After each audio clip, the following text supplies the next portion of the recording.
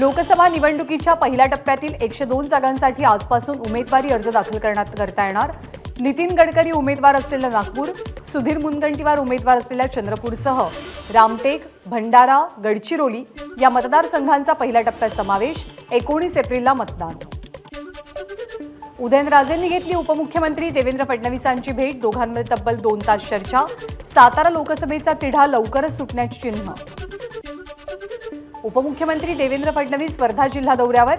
स्थानिक नेत्यांची बैठक घेणार। बैठकीमध्ये भाजपमधील अंतर्गत कुजबूज शमवण्याचा प्रयत्न करणार।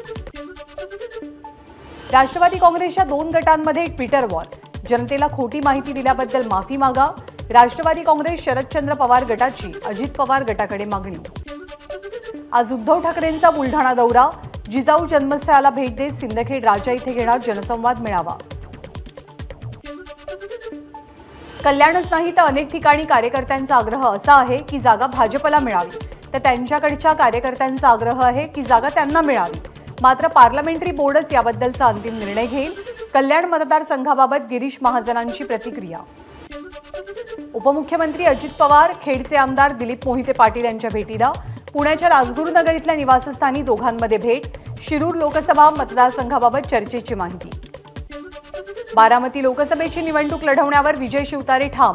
आज भोर परिसराचा दौरा, तर थोपटे कुटुंबियांची भेट घेणार। विजय शिवतारेंना समज द्या, अन्यथा राष्ट्रवादी मावळ लोकसभेत महायुतीचा धर्म पाळणार नाही। अजित पवार गटाकडून शिवतारेंवर हल्लाबोल। बारामतीमध्ये सुनेत्रा पवारांचा पराभवच होणार आहे, मग तिकीट तरी कशाला देता? विजय शिवतारेंचं एबीपी माझावर मोठं वक्तव्य। गडकरींच्या विरोधात काँग्रेसकडून विकास ठाकरेंना उमेदवारी। विकास ठाकरे मात्र फारसे उत्सुक नाहीत। ज्येष्ठ नेत्यांनी मैदानामध्ये उतरणं गरजेचं होतं। नाव न घेता विलास मुत्तेमवार, नितीन राऊत आणि सतीश चतुर्वेदी यांच्याकडे अंगुली निर्देश। राष्ट्रवादी काँग्रेसचे नेते आणि बीडचे इच्छुक उमेदवार बजरंग सोनवणे यांचा राष्ट्रवादीच्या सदस्यत्वाचा राजीनामा। बजरंग सोनवणे शरद पवार गटात प्रवेश करणार का, याकडे लक्ष।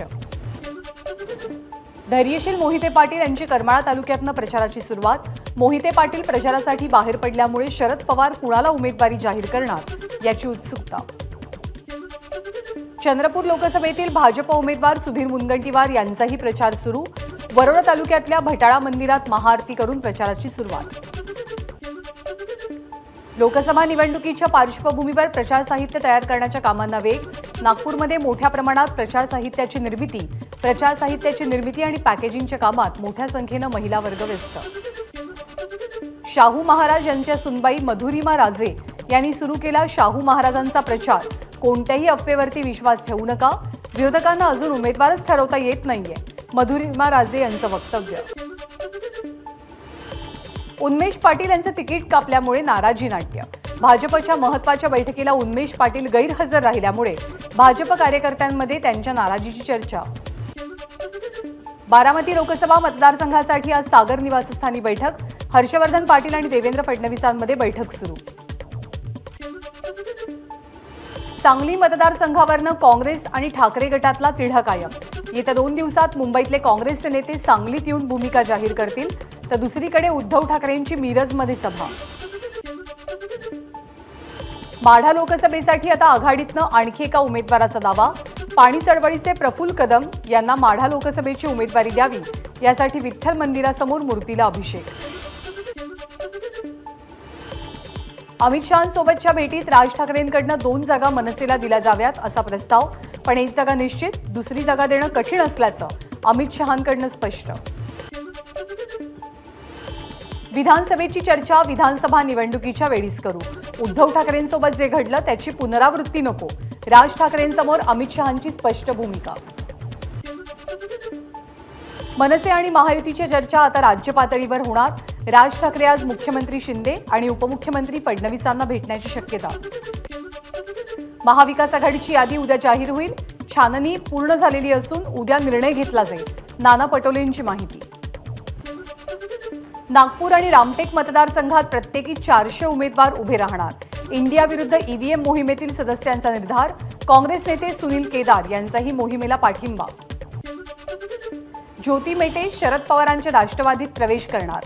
ज्योती मेटेंना बीडमधनं लोकसभेची उमेदवारी मिळण्याची शक्यता.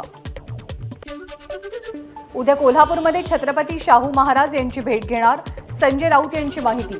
तर शाहू महाराज महाविकास आघाडीचे उमेदवार असतील, राऊतांचा दावा. अजित पवारांकडून शिवाजीराव आढळरावांना उमेदवारी दिली जाणार. दिलीप मोहितेंच्या निवासस्थानातल्या बैठकीमध्ये घोषणा. शिवाजीराव आढळरावांशी बोलणं झालेले असून ते खासदार झाल्यावर आमदारांच्या कामात अडथळा आणणार नाहीत, दिलीप मोहितेंचं वक्तव्य. साताऱ्याच्या वाईमध्ये शरद पवार गटाचा कार्यकर्ता मेळावा. शरद पवारांच्या पाठीशी उभं राहा, हातामध्ये हात द्या आणि तुतारी वाजवा, खासदार श्रीनिवास पाटील यांचं आवाहन. लोकसभेच्या जागावाटपावरनं मुंबईत संजय निरुपम आणि प्रिया दत्त यांच्यात नाराजी नाट्य. सकारात्मक निर्णय झाला नाही तर दोघेही पक्षाला रामराम करण्याच्या तयारीत असल्याची चर्चा. दहिसर पूर्वेमध्ये ठाकरे गटाला आणखी एक धक्का. माजी नगरसेवक बाळकृष्ण ब्रीद यांच्यासह शेकडो कार्यकर्ते शिंदे गटात. लोकसभा निवडणुकीच्या पार्श्वभूमीवर सिंधुदुर्गात 12 ठिकाणी नाकाबंदी. शेजारच्या गोवा राज्यातनं अवैधरित्या होणारी दारू वाहतूक रोखण्यासाठी आणि इतर हालचालींवरती लक्ष केंद्रित करण्यासाठी पोलिसांकडून तपासणी. निवडणुकीचं बिगुल वाजत नाही तोच घाटकोपरच्या पंतनगरमध्ये 70 लाखांची रोकड जप्त. निवडणूक आयोगाच्या स्टॅटिक सर्व्हेलन्स स्क्वॉडची कारवाई. या प्रकरणी 2 जण ताब्यात. मुंबई महानगरपालिका आयुक्तपदासाठी भूषण गगराणी प्रबळ दावेदार. नव्या आयुक्तांचं नाव आज जाहीर होण्याची शक्यता. मुंबई महानगरपालिका आयुक्तपदासाठी भूषण गगराणींसह डॉक्टर संजय मुखर्जी, मिलिंद म्हैसकर आणि अनिल डिग्गीकर यांची नावं केंद्रीय निवडणूक आयोगाकडे. ठाणे पालिकेचे आयुक्त अभिजित बांगर यांची मुंबई महानगरपालिका अतिरिक्त आयुक्तपदी बदली. थोड्याच वेळात स्वीकारणार पदभार. मुंबई महानगरपालिका अतिरिक्त आयुक्त अश्विनी भिडे यांचीही बदली. व्यवस्थापकीय संचालक मुंबई मेट्रो रेल कॉर्पोरेशन या पदावरती त्यांची बदली झाली आहे. नागपूरमध्ये 4 पोलीस कर्मचारी बडतर्फ. कामावर सतत गैरहजर राहत असल्यानं कारवाई. पोलीस आयुक्त रवींद्र सिंघल यांच्या कारवाईमुळे खळबळ. लखनभैया बनावट एन्काउंटर प्रकरणी एन्काउंटर स्पेशलिस्ट प्रदीप शर्मांना जन्मठेप. 3 आठवड्यात प्रदीप शर्मांना मुंबई सत्र न्यायालयासमोर शरण येण्याचे आदेश. मुंबईत पुढच्या काही दिवसात उष्णतेची लाट येण्याचा अंदाज. तापमान 36 ते 38 अंश सेल्सिअसच्या आसपास राहण्याची शक्यता. नाशिकच्या नांदगाव तालुक्यातील माणिकपुंज धरणातून लाखो लिटर पाण्याचा अवैधरित्या उपसा. शासकीय अधिकाऱ्यांच्या पथकानं 15 वीज पंप जप्त केले.